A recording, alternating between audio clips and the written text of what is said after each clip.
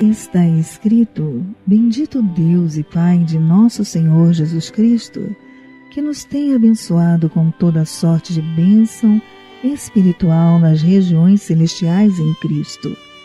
Assim como nos escolheu nele, antes da fundação do mundo, para sermos santos e irrepreensíveis perante ele, e em amor nos predestinou para ele, para a adoção de filhos, por meio de Jesus Cristo, nosso Senhor.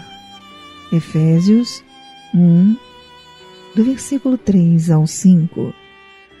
2016, ano da família. Seja profeta de si mesmo, tenha uma boa confissão e um bom dia em perfeita vitória.